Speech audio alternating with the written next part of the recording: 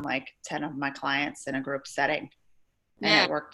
it worked fine. But I have had a couple of problems recently. I tried to do a podcast where I was recording the podcast and then I can upload just the audio from the Zoom, but I wanted the Zoom for the video to do on YouTube. And I a couple of times I've had problems. But for the most part, I think it's a fantastic platform, and I've used it in multiple different ways. So I really like it. Yeah. Well, excuse me. I suppose part of what's changed and part of why we're kind of able to do what we're doing is because of all the technology that's accessible to us now. And so Rachel, actually, we were sort of starting this conversation, and we were talking about kind of your transition into running trips and some of the challenges that you're finding, because you transform people kind of in a local way. That's kind of your core business, and so the travel part of that is a new piece. And I'd love to kind of hear what was it that kind of made you think that that was the right step to take, and then how are you taking that forward?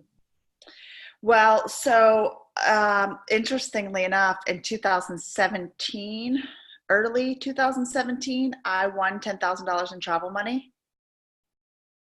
I mean, who doesn't want to do that, right? Right? I was How did that like, ah!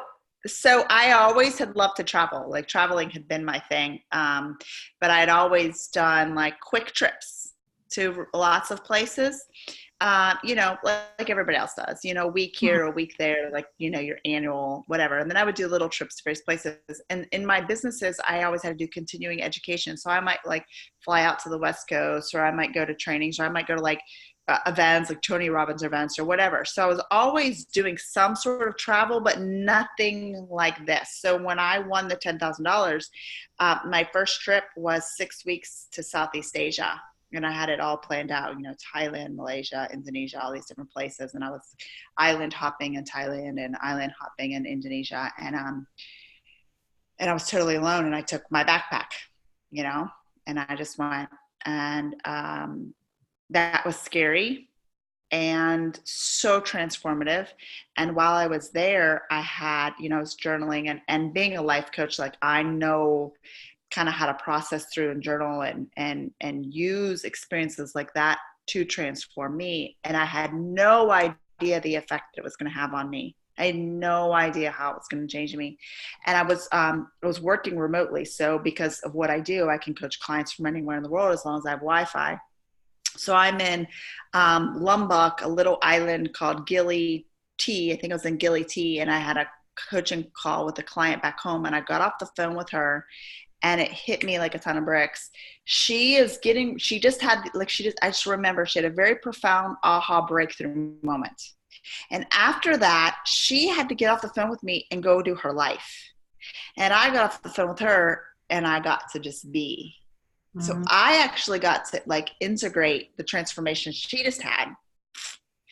And then I thought, wow, how powerful would it be for her if she was here and she had the space to integrate and allow that to be embodied in her, the transformation she just had, instead of having to go do her life. So she got it, but now she's having to go busy. Like she has a daughter, she's got to get off to school and all these things. Yeah. And so it's going to, so anyways, it just got me thinking, I've got to start taking people, they've got to experience what I'm experiencing.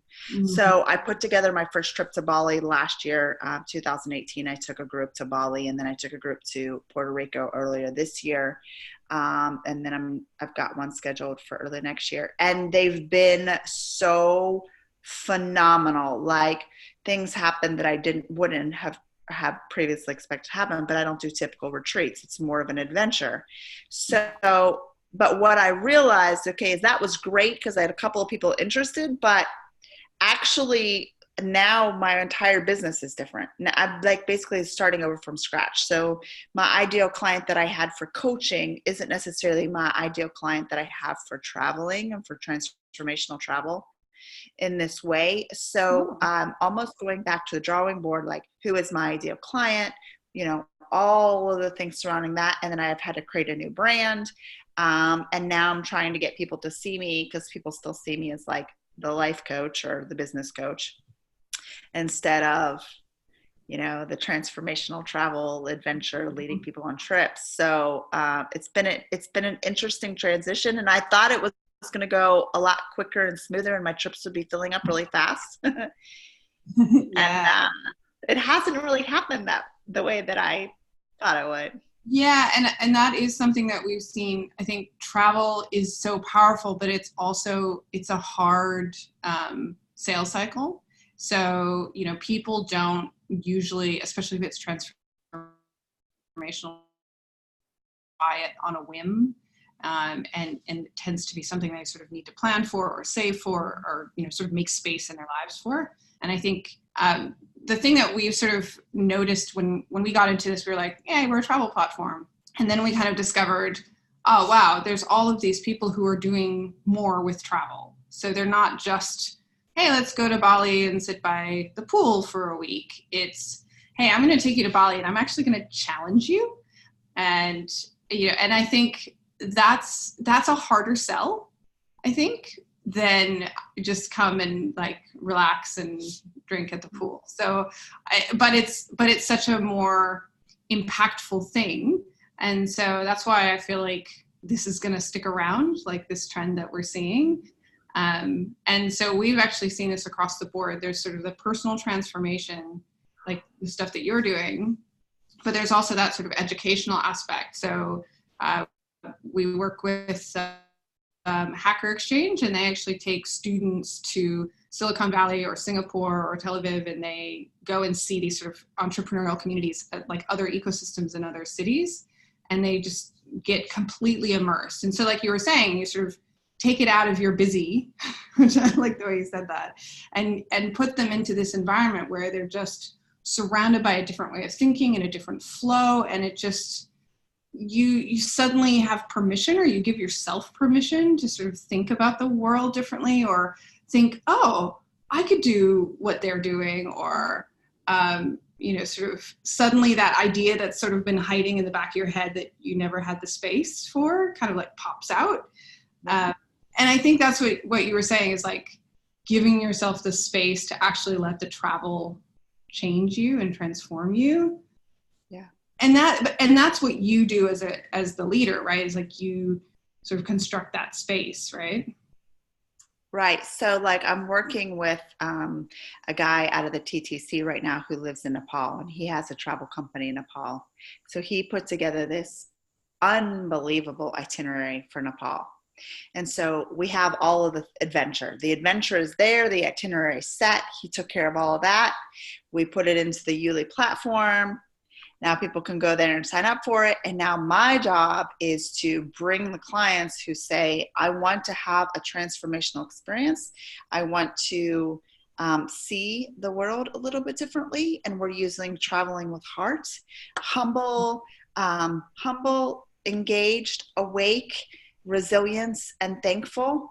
And then I always create some type of workbook, if you will, which I'm not sure if I'm going to do a workbook on the Nepal trip, but it's like, what are you coming here in your life that you want to see a different perspective, or what do you want to shift, or what do you want to accomplish, or what do you want to gain? And we always have some sort of theme around this, so that when we're out in a village and we're seeing, people who are living so simply yet so full of joy, then you begin to see your life a little bit differently. And then so we come back and we process and we talk through it, and the transformations are happening, but it's in the, me guiding the conversation and asking the right questions to get people thinking.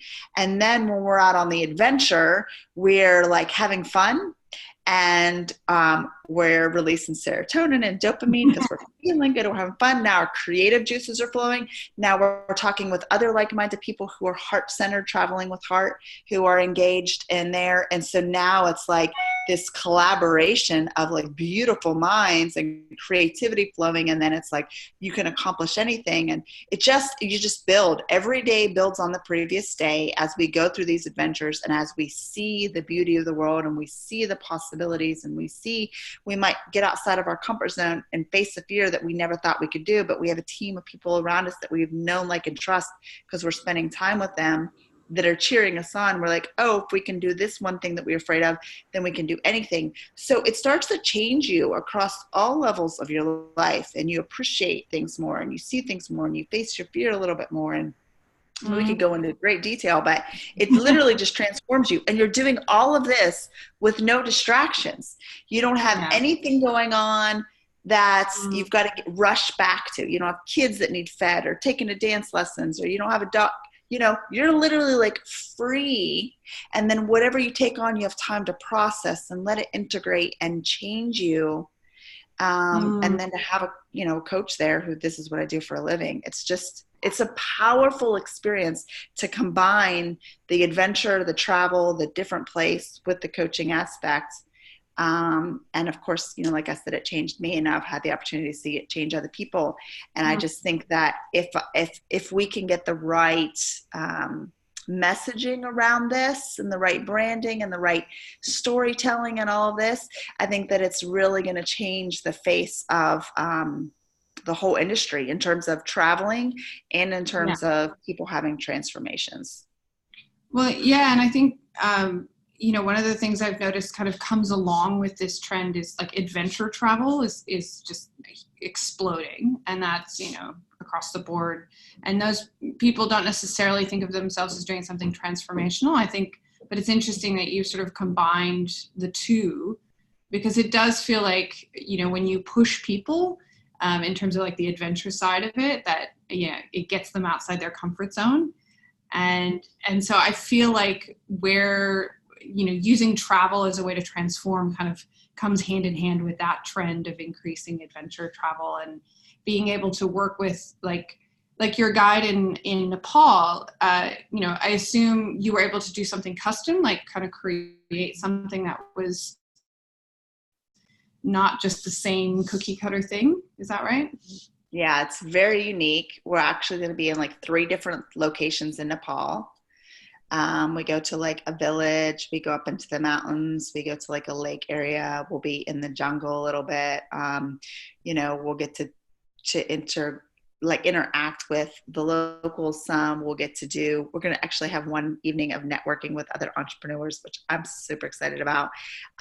You will learn the culture and taste the food. Like we'll go have a whole day, I think, of like food tastings and things. So the itinerary is like unbelievable. And for me to put that together, I'm not a travel agent, nor do I want to be a travel agent. Yeah. Right. So I just want to have phenomenal trips already designed and put together that are customized. I basically said, this is what I want people to experience, because I want them to be immersed in the culture. Because I think that when you begin to see these other cultures, like, you know, I remember like, you know, my ex and we went to Cancun and like laid on the beach in an all-inclusive resort. And I never got the culture of Mexico, you know. But that's what a lot of Americans tend to do. And I'm like, no, I want to actually go and immerse myself in the culture, and I want to learn, and I want to taste their food, and I want to experience, and I want to know what other entrepreneurs in other countries are doing, and challenges, and how we can network with them, and how we can shift our perspective and think differently. So anyways, everything that I told him I wanted, you know, that I want time in nature and this and that and the other, he planned it all out. So then I just get to go and do my thing. and have this amazing adventure. How did you find him, that operator? Through the Transformation Travel Council. He's actually my mentor in the Transformation Travel Council. Oh, perfect. Right? Yeah. It was perfect. Yeah. So that was a great platform for me to join and connect with people who have the same mindset in terms of travel. And honestly, like, I didn't know that this existed. I didn't know that transformational travel was a thing until I went on this trip, and it totally changed my life. And then I came back and I'm like, I don't know if there's anybody else in the world doing this, but I feel so called, like I have to do this. And so I Googled transformational travel. And then of course the TTC came up everywhere, and I immediately messaged them and said, I have to be a part of this. This speaks to me. Like, I could have wrote everything that you said. You know, because I lived it. Yeah. I didn't just wake up one day and say, I think I want to take people on trips. No, I actually lived it. And then after living it, I was like, everybody else in the world needs to experience what I just experienced. Yeah. So Madalena is saying she can organize something similar in Romania.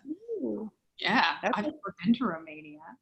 I haven't either. Too bad the microphone is not working, but yeah. And I think that's what's, what I'm detecting in the changing in the industry is that there's these two levels, right? There's the sort of people who kind of know the local scene, right? Like your Nepal, your provider, and Madalena in Romania, and they have that local expertise. Yeah. And then there's people like you that kind of, create that program that kind of combines that itinerary, which might be kind of, just a travel itinerary, except when it's layered with your expertise. And because you create that group, so you bring together people, like you said, heart-centered travelers, people who are coming with intention, and it just makes a completely different experience than it would have been if you just went to your travel agent and booked, 2 weeks in Nepal. Right? Yep. Where, they'd probably put you in a hotel and make sure you have Western food and, make sure you're safe all the time. And, and I think actually that to me is what's changing is I think travelers from the West are now actually being willing to not always be safe, if that makes sense. Like, we still want to, be physically safe in a sense, but we're willing to kind of try some local foods and, maybe go on a motorbike on a road that's like, wouldn't be to code in our own countries, and things like that. And we put ourselves into situations that are really outside of the normal for us. And I think that was like the really crazy people did that. And I think what businesses like yours are doing is you're sort of making that accessible. You're sort of helping people feel safe being a little unsafe. If that makes sense. Exactly. Yeah. That's a perfect way to put it. And it's so true. Because I had some people ask me, like when I went to Southeast Asia, aren't you scared? Yeah. And I was like, yeah, actually I'm a little nervous. Like, I don't know that I would say scared, but I was a little nervous. I mean, it's, on the other side of the world for me, and I don't know the language and all the money and all this stuff, but I'm okay with getting outside of my comfort zone. But I realized that not everybody is. They would, though, perhaps with somebody else. So yeah. I think people are looking for that for sure. And I think, and that's the sort of, and I'm, I don't know if I don't have enough data to show this, but I've noticed that a lot of the people who are creating these experiences are women. And so kind of in the theme of, a lot of our clients are using travel as a way to kind of deliver this transformation and create that safe space and say, come with me, I'll make it okay for you to step outside your comfort zone and sort of create that little bridge that people need. Because, if you're an independent solo traveler and you're just like, and I'll go off to Southeast Asia for 6 weeks on my own, why not, right? And some of us are like that, but, if we're really going to change the world, we have to kind of bridge that gap of kind of getting to those people who just like, it's just a little too far to go by themselves. And so they need to be guided by someone like yourself, or and so that's where I didn't expect this when I got started with this a couple of years ago, and I kind of went out and I just thought, people are running trips, right? Like it's just a trip, and then you sort of realize, there's a theme here. These people are educating, they're immersing people into alternative cultures, and they want you to think about what that means, not just look at it like you're at a zoo, but like, there's a different way to live, and maybe there's an idea here that I could actually take home with me and, be more appreciative of the simple things. Like when I went to Denmark and I came home with hygge. Have you heard this concept? Oh my gosh, you would love this. Oh, I have, but go ahead. Yes, go ahead. Spelled in different ways and said in different ways. It's like Hygge. And it's just this sort of simple contentment, and it's usually like warmth. And it's a very vague concept, but it's like just being at peace and often with other people. So, you sit down with a friend with a candle and a cup of tea and you just chat, and that's hygge, right? And it's like the Danish culture is like trying to create hygge in as much of your life as you can. And it's not about stuff. It's about being being present with the people in those spaces. And I was like, oh, why don't the Danish like export this to the entire world? And sounds amazing. Yeah, so I imagine that's, so I'm hoping I'll come across somebody who's running like hygge experiences. That, like, Well, you know what? That's so interesting. Maybe, yeah. Like, see, you just sparked something in me. There's a co-working space in Charlotte called that. Ah, yeah. But I don't know enough about it other than I just know it's a co-working space, and I've heard what it means. So check it out, and think about it, because that to me really resonated, and just in terms of living a life that's very full of intent, right? And I think you know, and I feel like lots of different cultures kind of come at it from different ways. And maybe that's the other thing about travel that can really help you really get an idea, because it's like, oh, you hear about it from the Danish perspective or the sort of Nepal perspective, and you start to kind of pick up these threads of like similar ideas throughout all these cultures. And then whichever angle really resonates with you is the one that's really going to stick, right? And the one that you're actually going to be able to internalize. So that's been really, I've been really lucky in terms of being able to see from a lot of different perspectives. And I think China was the first one that kind of shocked me out of my my Western way of thinking. Yeah. So it was, you know, you sort of show up and you're like, oh, so this whole idea of like the way that we look at the world as being like the way, and then you get there and you're like, there's a lot of people who live very, very differently and look at the world differently, look at culture and people and community very differently. And it sent me on this whole new track of kind of exploring. So I spent some time learning Mandarin to try to like actually understand a little bit more. And yeah, and it just completely changed the track of my life. And I think that's where like this kind of time when travel is so accessible means that if you see that thread, like what you did when you went on your trip, you can just pull on it. You can say, oh, I want to explore this, right? And that wasn't true 10 years ago. Like, yeah. Mm-hmm. And I think it's, you know, the accessibility of flights and travel and technology and all these things kind of coming together and converging and making it possible for us to do this. Yeah.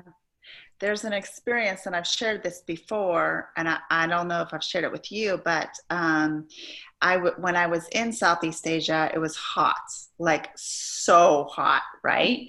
And so because I was moving between islands, I would move like every couple of days, and I was carrying everything in my backpack, you know, so yeah. I might have on like a sundress or shorts or something, but this backpack was heavy. It's probably 30, 35 pounds, and I would be soaking wet, you know. And you're standing in lines waiting for boats, or you're standing in line, you know, a lot, and you're in the sun and it's hot, and there might be people trying to sell you stuff or whatever. And I just decided that, look, like, this is the experience that I'm having, and I'm going to have an amazing experience. So it doesn't matter how hot I am. It doesn't matter how soaking wet from sweat I am. It doesn't matter how heavy my bag is. I'm just going to be happy because, I mean, look at where I'm at, right? So that was kind of my mindset going through Southeast Asia. And then I came home, and this summer in Charlotte, you know, it got up in the high 90s, and the air conditioning went out in my car. And I'm like, oh, no, you know? And then I was like, you know, I went through this in Southeast Asia, like with the backpack on my back. And I loved it. And I was happy, and I was still smiling, and I wasn't frustrated and like, you know, aggravated. So my mechanic, it took him a couple of days. I had to take my car in, he had to figure out what was wrong with it, and then he had to order a part and yada, yada. So I had like almost a week with no AC in the 90s, and it's hot as it can be. And I just was like, I'm just going to pretend like I'm in Southeast Asia, you know? So for me, it was like, I brought that with me, and then I was able to like, just stay at peace and not let that like ruin my day, or, you know what I mean? So that for me, that was like a very tangible thing that I could like bring with me once I experienced that there, that mindset there, that level of, doesn't matter what's happening in my world, I can still find joy in life. Then I could just apply it anywhere else in my life. And so now there's situations where, you're like, you might find yourself getting frustrated or waiting in line, or you're stuck in traffic or whatever. And you're like, you know what, if I was back in Southeast Asia, this would not be bothering me. Why is it bothering me now? It's a condition of the programming. It's a culture thing here. Whereas there, they're all late, So there's so many layers to how that experience changed me that I don't have enough time to tell you all of them. But that's one that is very real, where I just was like, oh, like I can just carry this with me and I can just enjoy life here now in the heat. Yeah. And it's funny. It's like, sometimes you think about, well, if you just change yourself to be more contented and more comfortable with yourself, and that just changes the way that you interact with everyone around you. It's like, this is how we're going to make the world a better place, right? Like one happy person at a time, right? Or maybe happy is too flippant of a word, but sort of at peace, right? So, air conditioning's broken. That's okay. I've been through more challenging circumstances. Hey, the sun's shining. And just being able to sort of shift that perspective, and and so I guess that's what's quite exciting for me about seeing people like you were saying, I'm not an agent, right? Like you're saying, I'm not a travel agent, and yet you are building a travel company. And this is actually something that's been quite interesting to me, looking at this new emerging trend, because people say to me, well, who's your target customer? Is it travel agents? And I was like, not exactly. And then when I tell people who I sell to, that, oh yeah, those are agents. They're selling travel, so they're agents. And I was like, yeah, but we need a new word, because sure, you're the one marketing and selling the trips, and so technically in the industry term, you're an agent. But that's not how you see yourself. That's not how your customers see you.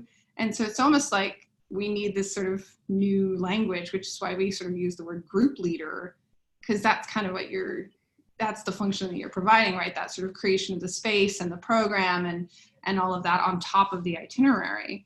So I don't know, what do you have a word or a categorization for what you're doing?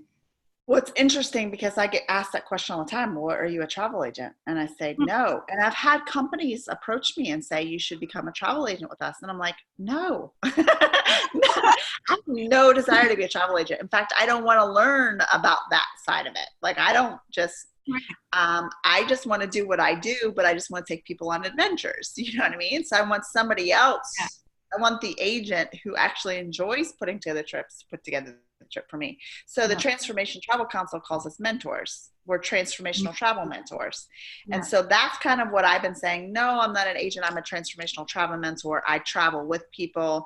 If somebody came to me and said, I have a trip that I really want to go on, and I have a travel agent who's put it together for me, but I don't want to go alone, I want to have a transformational experience. Would you go with me? I would totally go with them.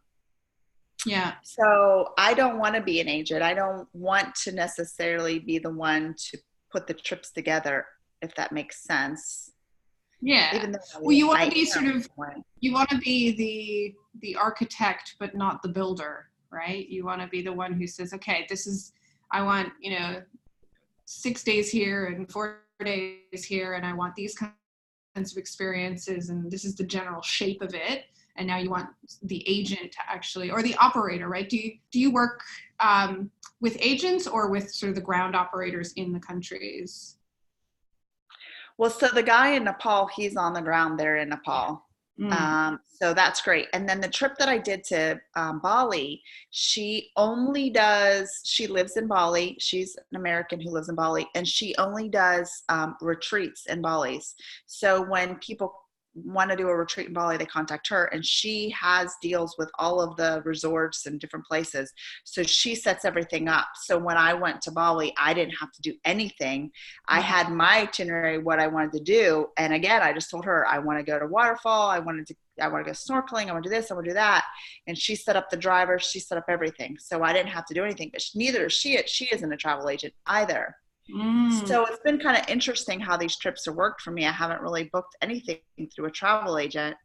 I found people on the ground who have connections there in the places who've put together the trip. And so, like, for example, the guy in Nepal, he's promoting my trip because it benefits him to promote me, because the more people I go, the more he makes. So then we're collaborating, and it's not just me trying to sell transformational travel. Ideally, it would be somebody else who also understands the benefit of transformational travel. And they would say, I'll promote you, you promote, we're promoting, now we're getting in front of way more people. And the more trips we sell like this, the more I'm willing to do. Like, my ultimate goal is 2020 to do 3 trips. And then by 2022, be doing 12 trips. So I want to do a trip a month. So I will go anywhere, in the world and do a trip a month. But so the more people who are helping me promote this, right? Yeah. Well, and that's interesting because, because in that case, you are kind of, industry terms, kind of replacing the agent. So the Nepal operator is collaborating with you because, this is ideal for them, that if they don't have to work through an agent, because they tend to sort of do a higher margin kind of situation. And so I've seen like a higher commission kind of thing. And so I've seen the operators really love to work with people like you, because you bring these groups, so they don't have to do the hard work of, sort of filling these trips, because that's what you provide. You kind of bring that group with you. And so one of the things that we're kind of looking to support is helping to create a network of these kinds of operators that are really suited to these kinds of experiences, that really understand how to kind of create something special and support people like you to create those programs. So that's kind of my next, where I want to see this go, because you guys, you make these connections with these incredible people, and you want to, kind of help them be more successful and make sure they're there next year as well. Right. So we want to kind of share that around in the circle in terms of, this guy, you're going to Nepal, this guy will hook you up with the right kind of itinerary. Yes. Yeah. Yeah, because we're all on the same team here, there's no competition as far as I'm concerned. And the YouLi platform, what it's done for me is it's streamlined the process. It's totally simplified. I mean, when I did the trip to Bali, well, both trips I've done, neither one of them have I had it. This is my first time using it. So basically, now I feel like, oh my goodness, this is so easy. All I have to do is put all the information in the platform. And then when somebody's interested, the whole process is streamlined. They get it's simplified my life so much that I'm like, I could do a trip every month and I could manage it. Whereas if I was doing all of the email and all the things in the background that I had to do before, it would be exhausting. So you have made my life so much easier. Thank you. Yay, thank you. Well, and we're super excited to have found transformational travel as a trend that we can support and help grow, because and that's what we've seen. We see people that come on with a couple of trips a year, and then they, it takes time. Like, it's definitely not a immediate thing, but usually once you hit the sort of three in the year, then the next year you start taking off, because you really have your processes down, and then people come back and they talk about what you've done, and it's just that whole word of mouth thing takes off. Yeah. So. And it looks so professional and it looks so good. That's the other thing, I love that. I didn't have to pay thousands and thousands of dollars for somebody to design a website for me. Yeah, exactly. That's huge. Well, thank you so much for joining. Sorry, at least kind as well. had to make you do all the talking, but it was a pleasure to have you on, and really excited to see everything you're doing. And yeah, maybe after you're done with your Nepal trip, you can come back and tell us about it. I would love to. That would be amazing. All right. Thank you, guys. Bye. Thank you. Enjoy the rest of your day.